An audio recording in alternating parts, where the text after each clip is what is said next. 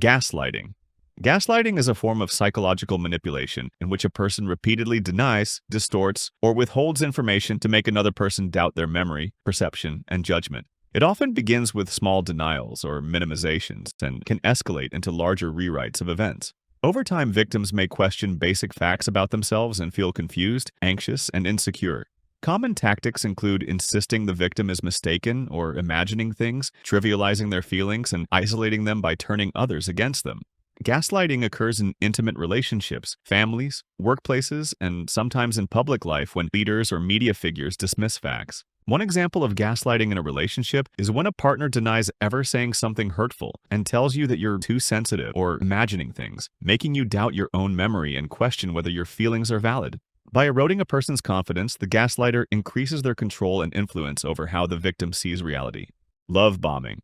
Love bombing is an intense surge of praise, attention, and gifts used to manipulate someone into rapid emotional dependence. A love bomber overwhelms a target with compliments, declarations, and grand gestures early on, so the bomber quickly becomes central to the target's life. Once the target is hooked, that intensity can be withdrawn or turned into leverage to control behavior.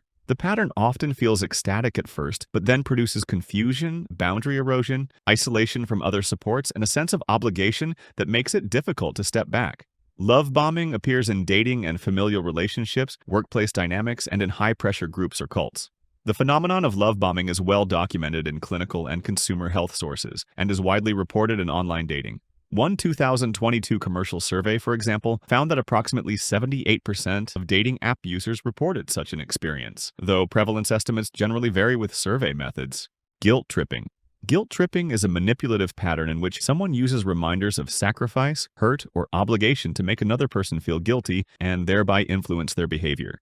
Typical tactics include invoking past favors, acting wounded or silent, and using moral pressure to prompt compliance. The tactic is most effective in close relationships because the manipulator leverages the target's empathy and devotion. This pressure makes the target feel obligated to relieve the manipulator's distress, often leading to compliance to stop feeling cruel. However, this compliance breeds resentment and mistrust because the target's natural kindness is used as a point of weakness. While a single remark that causes guilt isn't necessarily abusive, repeated and intentional guilt-inducing behavior undermines boundaries, fosters resentment, and can erode self-esteem and trust over time. Fear-mongering.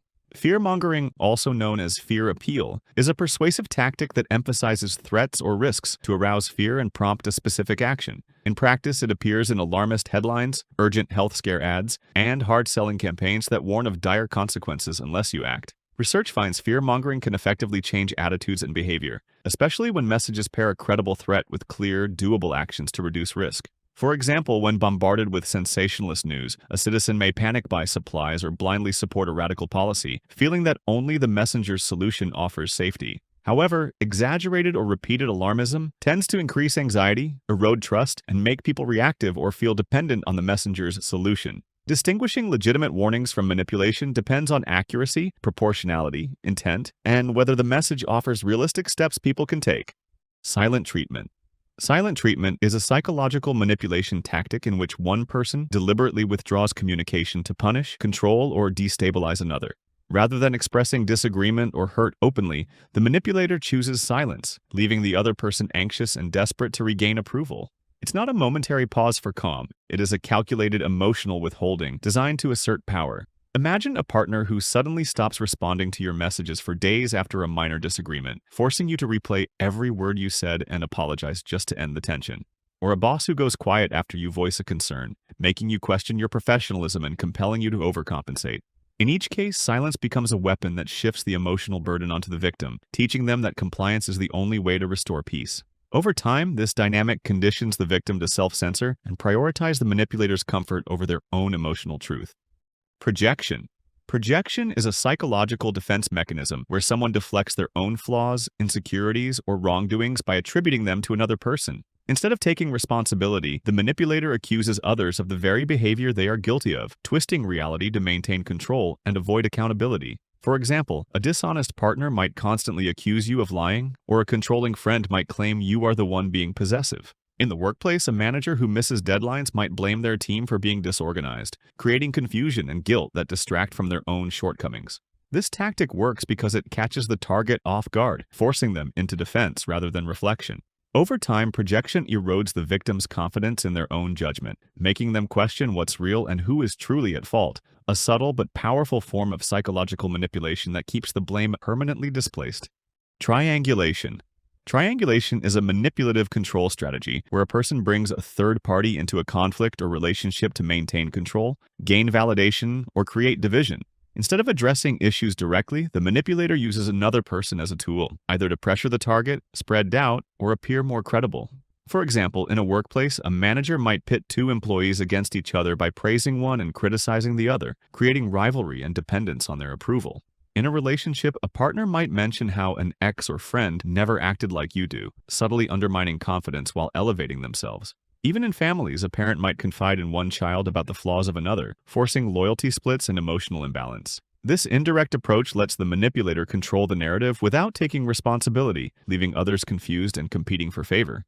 Over time, triangulation erodes trust and isolates the target, making the manipulator the central figure everyone must please or appease.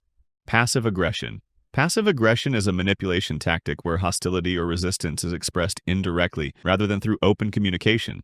Instead of confronting issues directly, the manipulator hides anger behind subtle actions, sarcasm, or intentional inefficiency, creating confusion while avoiding responsibility.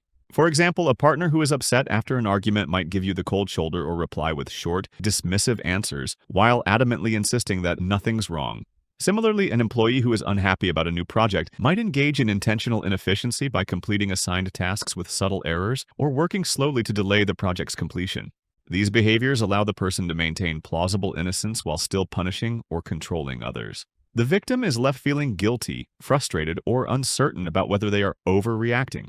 Over time, passive aggression corrodes trust in communication, forcing others to walk on eggshells to avoid triggering another silent form of retaliation. It's a covert way of asserting dominance without ever appearing openly confrontational, making it one of the most emotionally draining forms of manipulation. Moving the goalposts.